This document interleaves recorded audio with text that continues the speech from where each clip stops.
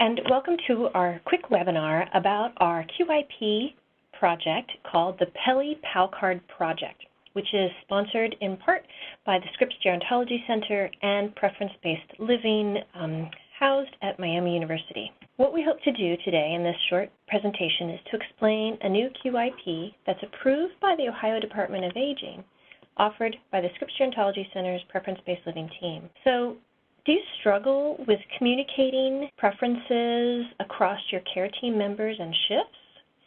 We know that there are many barriers to communicating resident preferences, such as not all care team members having access to electronic medical records and also high staff turnover.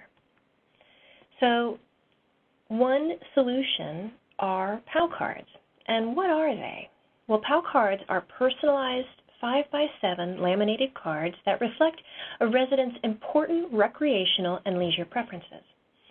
They are assessed using either the 8 activity items from the MDS 3.0 or from 33 items from the Preferences for Everyday Living Inventory, or PELI.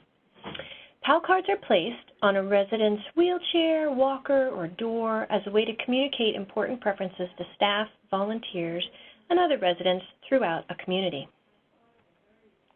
So here's an example of the front of a PAL card about Sue. And what you can see here is we have her name and also the date that this PAL card was created. In addition, we have some bullet points of her just biography, just some things about her. And this is an example of a backside of a PAL card. And here you can see 6 preferences that are important to Sue. And the interviewer used the PELI to identify these important preferences. So the objective of this project is to facilitate the communication of nursing home residents' important preferences across all care team members and shifts. So we have developed the PAL cards in partnership with Suzanne House, who is the activity director at the Knolls of Oxford, using the 33 items from the PELI that pertain to preferences for leisure and recreational activities. PAL card interviews were conducted with over 80 nursing home residents across 4 provider communities over the past year. And what we found from this proof of concept testing is that the majority of residents said that they liked their PAL cards and said that they accurately reflected their important preferences. Residents also reported that their family read the cards, as well as staff members, and it sparked conversations. And it particularly helped new staff get to know residents. Now, a couple of additional points. We're not including protected health information, or PHI, on these PAL cards. And so we know that there are concerns about violating HIPAA privacy laws. The information on these cards, it's meant to just reflect recreation and leisure preferences, which we have been told are not in violation of HIPAA privacy laws. Therefore, in our training, we will explain some of the information to include and, for example, information not to include, such as a risk of falls. That should not go on a PAL card. Residents have the ability to choose to participate in the PAL card project and have their card placed.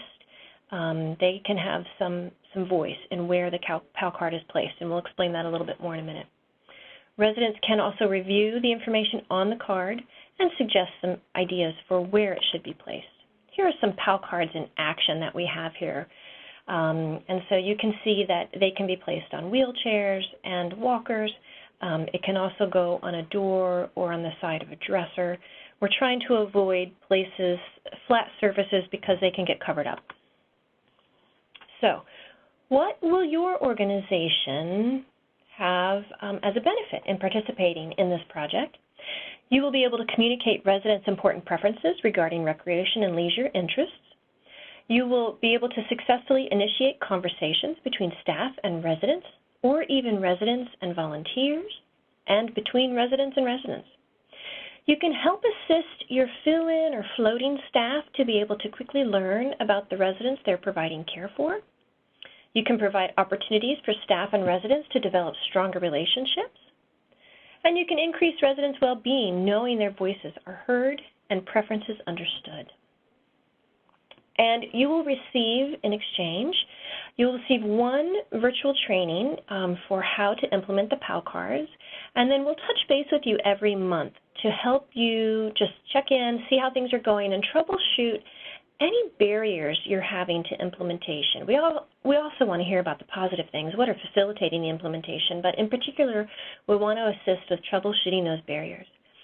We will also enter all the participating organizations into a drawing for one of 5 robotic Joy for All companion pets, either the cat or the puppy, and those are valued at $120 each.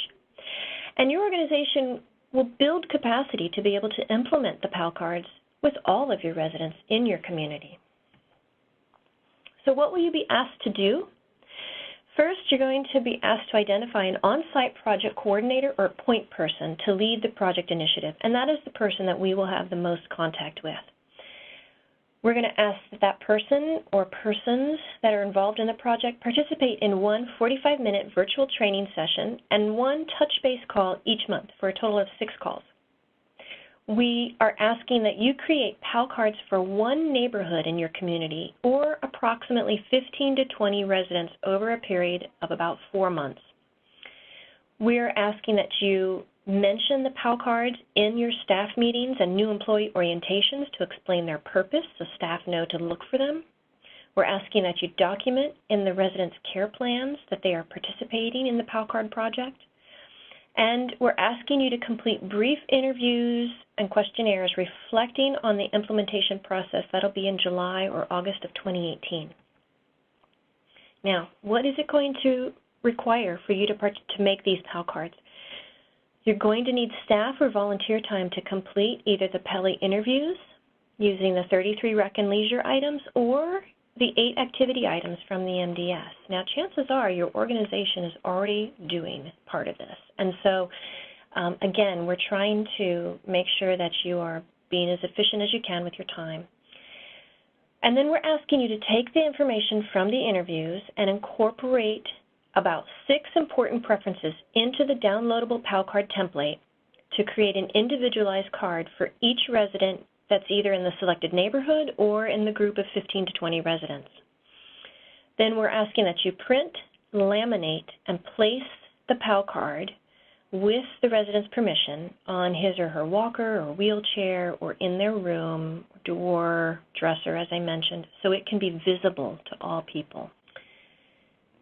In July and August, the project coordinator will be asked to complete a telephone interview that'll probably take about 25 to 30 minutes and a brief 12-item questionnaire. The project coordinator will also be asked to help facilitate some additional questionnaires. So if there are care team members who helped the project coordinator with the project, we'd like them to answer a quick little 15-item questionnaire, and this can be in paper or online. And then we're also asking the project coordinator to help us with a 4-item questionnaire for any staff members who come into daily contact with participating residents, such as housekeepers, maintenance, and certified nurses assistants. Evidence of participation will be, a certificate of completion will be awarded once the following is provided.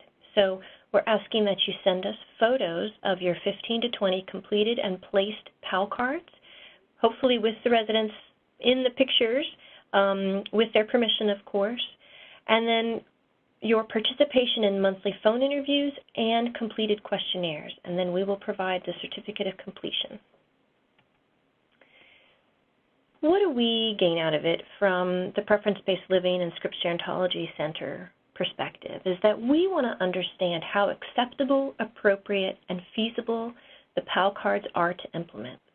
Your feedback will help us understand more about the factors that make it easier or harder to use PAL cards in the nursing home setting. Your feedback will help inform other nursing homes implementing this quality improvement initiative. So again, you'll be providing us information that we will be able to use to make this an easier intervention to implement. All right, so we've had some questions from organizations. They want to know if they can participate if they're not able to print Word documents or if they don't have access to a laminator. In the sign-up link, you can tell us if you are not able to print and if you do not have access to a laminator, and we will figure out a solution around that. It may entail you emailing us the PAL cards, and we will print them, laminate them, and mail them back to you. But what we'll do is we'll have to do that on a case-by-case basis. So don't let that deter you from participating. Please sign up, and we will figure out a workaround for that issue if that is an issue for your organization. Another question that's come up is, who should they select for this project? We're recommending that you select residents who are cognitively capable to report their own preferences. Now, this doesn't mean that they might not have some cognitive impairment. They might. We would recommend that perhaps residents with an MMSE of 18 or higher be considered for this project based on our experience. Those residents can tell us what they prefer. And so that's what we would recommend, that you don't exclude people with cognitive impairment, but they still need to be able to report their preferences. And you probably have an idea of who in your community would be open to this type of initiative. Pick the people who are that you think are going to be receptive to this, because we're trying to understand, in best case scenario, how does it work? And then we'll figure out for the more difficult cases how it might need to be adapted. And then which PELI questions do we use? So you have the choice. Chances are you're already asking the 8 questions from the MDS 3.0. If you want to use those, that's fine. We're going to ask that you might need to ask for a little more detail around those preferences, and we will provide you with some of those probing questions. If you're interested in trying to use a few more items. So what we've done in our pilot work is we've used the 33 items that elicit recreation and leisure preferences. It's given us a wealth of information. So we will walk you through how to do both options, and you as an organization can decide what makes sense for you. All right. If you're interested in just looking at some of the examples of these PAL cards and to see the resources that we already have available and up, go to our website at preference-based-living.com. There'll be a resource tab, and then go to the PAL card link, and you'll see that we have an implementation tip sheet, we have a downloadable template, we have example PAL cards, and we have a voiceover PowerPoint that shows you how to use the downloadable template. So all of these resources already exist. And what we hope to do is help facilitate your organization's use of these resources, and then, as I mentioned, help troubleshoot other things that may come up. We want to understand what are the barriers to doing this work.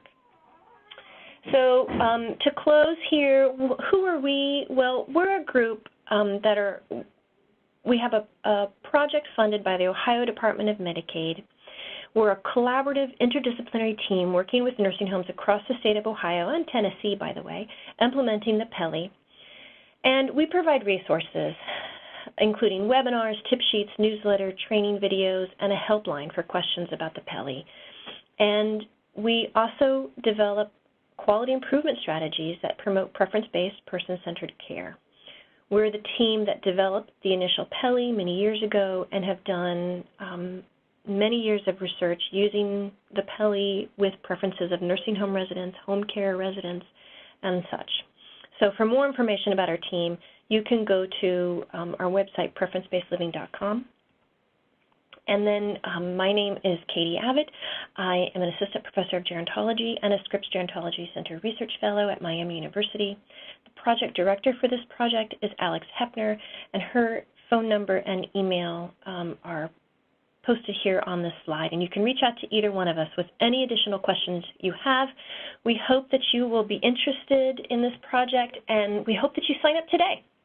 And so a link to the registration form is posted below this slide, down below, and we know that it's really long, so we're also pasting it in the description below the YouTube video, and you can also find it on our homepage of our website.